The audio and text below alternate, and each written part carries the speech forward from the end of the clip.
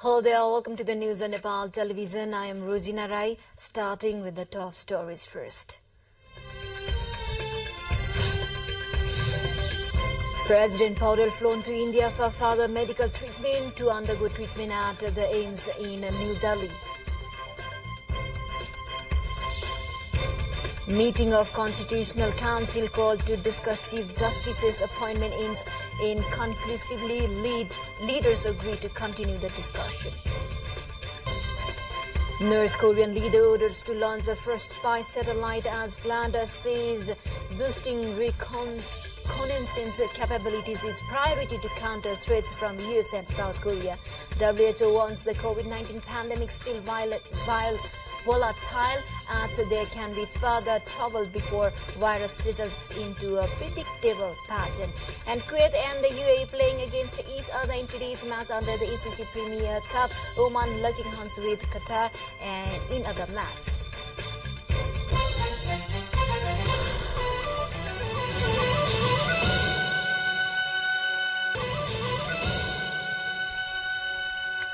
Welcome back. Now we have the news in details.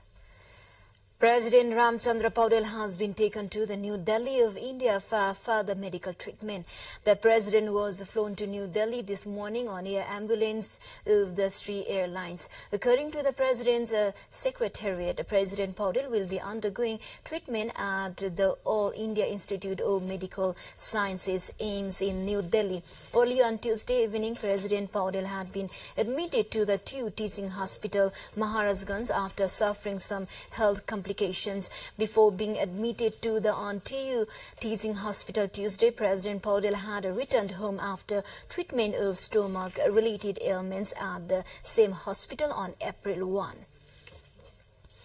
A meeting of the Constitutional Council held to discuss the appointment of the Chief Justice this morning ended inconclusively. Prime Minister Pushpakamal Dahal's Speaker Devraj Khimire, National Assembly Speaker Ganesh Prasad Timilsina, Deputy Speaker Indira Rana, Leader of the main opposition party KP Sharma Oli, and Deputy Prime Minister and Defence Minister Purna Bahadur Kharka participated in the meeting.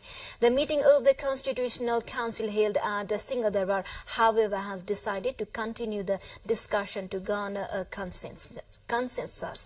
A chairman of the National Assembly, Ganesh Timilsina, said that the meeting held at the office of the Prime Minister at Singhadarbar could not make any headway. A meeting of top leaders of three political parties held in Balkot earlier this week agreed to recommend the name to the vacant post of Chief Justice of the Supreme Court from a meeting of the Constitutional Council. The Chief Justice will be appointed after conducting parliamentary hearing on the recommendation of the Constitutional Council. The post has remained vacant since long. Chairman of National Assembly, Chair Ganesh Prasad Timilsina, has left for Russia. Chair Timilsina headed to Russia this morning in invitation of Chair of Upper Chamber of Russian Parliament, Valentina Ivanovna Nativink. He is leading an 8-member delegation talking to media persons at the Trivandrum International Airport before his departure. Chair Timilsina said agreements will be reached between the parliaments of Nepal and Russia, and high-level meets will also be held between two sides.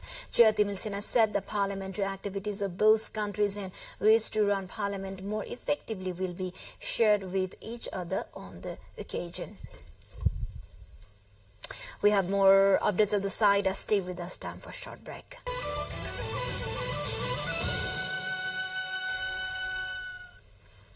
Welcome back here on Nepal Television News. Now the remaining updates. The Tansen municipality has started demolishing structures built in vicinity of Palpa Darbar Square premises. The municipality launched the demolition campaign in its bid to enlist the Palpa Darbar Square premises in UNESCO World Heritage Site. It had earlier issued a 35 days notice asking the owners of 57 structures to vacate the Darbar Square premises. The Department of Archaeology on January 24 had written to the office of Tansen municipality seeking help to remove structures built illegally in Darbar Square premises.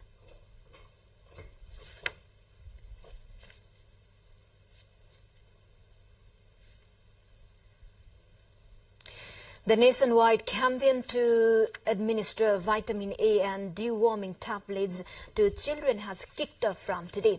The vitamin A capsules will be administered to children between 6 months to 59 months and deworming tablets to children aged 1 to 5 years today and tomorrow. Director of the Family Welfare Division under the Ministry of Health and Population, Dr. B.W.C. Kumar Lal said the target is to reach out to around 2.7 million children for vitamin A capsules and around 2.4 million children for deworming tablets. The government has been carrying out the National Vitamin A campaign since 2015 BS and is held twice a year in the months of Baisakhi and Kartik of the Nepali calendar. Now we have updates from international frontline. North Korean leader Kim Jong-un has ordered officials to launch the first spy satellite as planned, saying that boosting reconnaissance capabilities is a priority to counter threats from the United States and South Korea. State media reported on Wednesday. North Korea in December conducted what is called an important final phase test for a spy satellite and said it would complete preparations for the launch by April.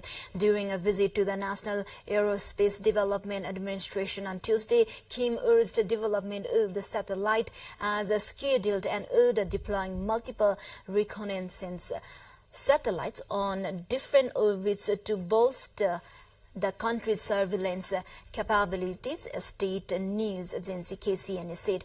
KCNA said the satellite production has been completed, but it did not elaborate when the scheduled launch date is. We still have international headliners at the side. Stay with us. Time for a short break.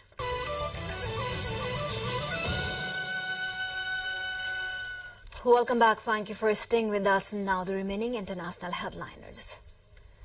The World Health Organization WHO has warned the COVID-19 pandemic was still volatile, saying there could be a further trouble before the virus settles into a predictable pattern. In the last 28 days, more than 23,000 deaths and 3 million new cases have been reported to the WHO in the context of much reduced testing.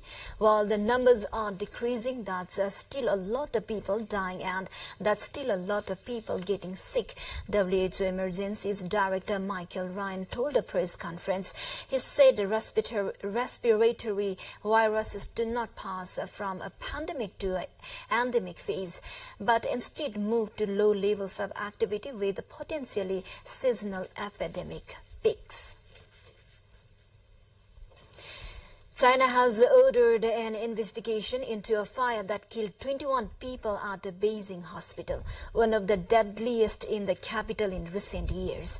Social media showed dramatic videos of people using tide bed seats to climb down the walls to escape smoke and flames after the fire broke out in Shangfeng Hospital. 71 people were evacuated during the rescue.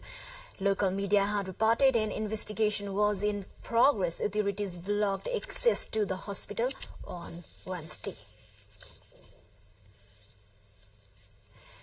Heat waves killed more than 22,000 people between 1992 and 2015 in India, according to official figures. Experts reckon the actual toll would be much higher. Earlier this week, 12 people died from heat stroke and many others were admitted to hospital after attending a government-sponsored event, an open ground under blazing sun in Navi Mumbai in India's Maharashtra state. India is one of the countries most exposed and vulnerable to heat. Hot days and hot night events have risen significantly and are projected to increase between 2 and 4-fold by 2050. The Weather Office has predicted above average temperatures and heat waves until the end of May. Average temperatures in India have risen by around 0.7% between 1901 and 2018, partly due to climate change. To the more updates, before that, let's have a quick look into the highlights of the site.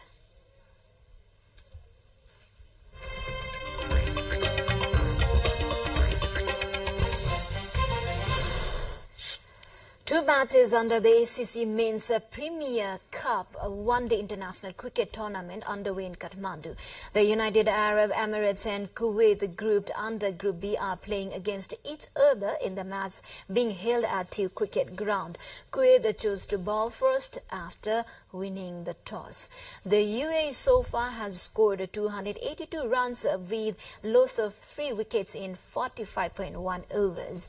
In the other match underway at Mulpani Cricket Ground, Oman is locking hands with Qatar under Group A's match. Oman has been invited to bat first after Qatar won the toss. Oman so far has scored 178 runs with a loss of 6 wickets in 41 overs. 10 countries are participating in the competition into 2 groups. Group A consists of host Nepal, Malaysia, Saudi Arabia, Qatar and Oman. Similarly, Group B includes Bahrain, Kuwait, Singapore, Hong Kong and UAE. With this, we are at the end of this news bulletin, but before we say goodbye, quick reminders of the top stories again.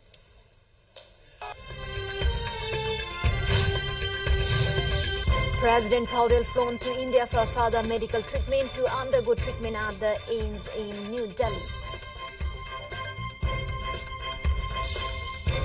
Meeting of Constitutional Council called to discuss Chief Justice's appointment inconclusively. Leaders agreed to continue the discussion. North Korea leaders ordered to launch first spy satellite as planned, says boosting reconnaissance capabilities is a priority to counter threats from US and South Korea.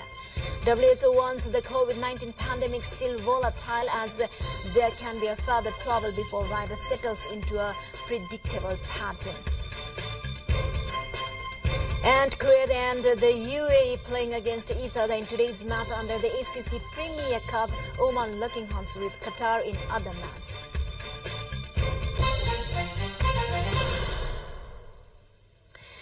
Well, this is all we have for this moment. Until our next bulletin, have a good day ahead.